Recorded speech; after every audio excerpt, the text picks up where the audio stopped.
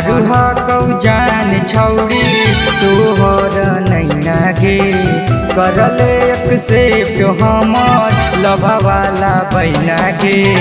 मारू हकौ जान छौरी तोहर नैना गे करले एक्सेप्ट हमर लभवाला बैना गे। देखी के फिगर ऐसन नासा चढ़ू हो एही से छौड़न सब तोरे बमारू हो। छौड़ी के लेवे देवे से खूब सूरती बढ़ू हो। छौड़ी के प्यार करे से खूब सूरती बढ़ू हो।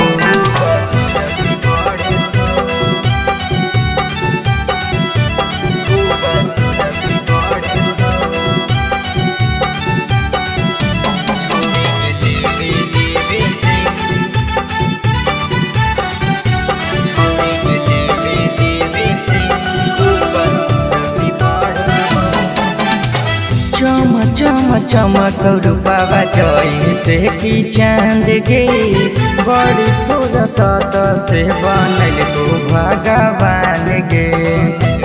एक सुनना चम चम चमक रूपवा जैसे कि चांद गे बड़ी फुर्सत से बनल को भगवान गे। हंस के बोलला का बेबी जुआ काढ़ो हो कसलियो कोरा में तोरा मनावा करू हो। छौड़ी के लेवे देवे से खूब सूरती बढ़ू हो। छौड़ी के प्यार करे से खूब सूरती बढ़ू हो। खूब सूरती बढ़ू हो।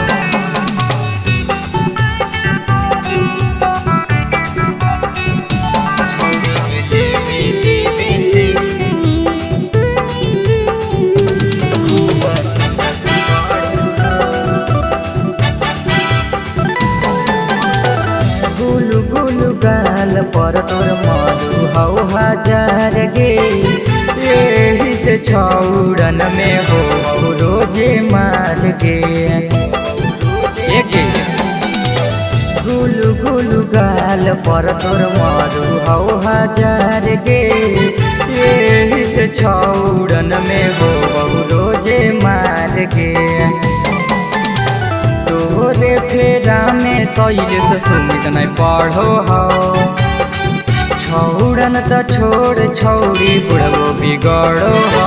छौड़ी के लेवे देवे से खूब सूरती बढ़ू हो। छौड़ी के प्यार करे से खूब सूरती बढ़ू हो।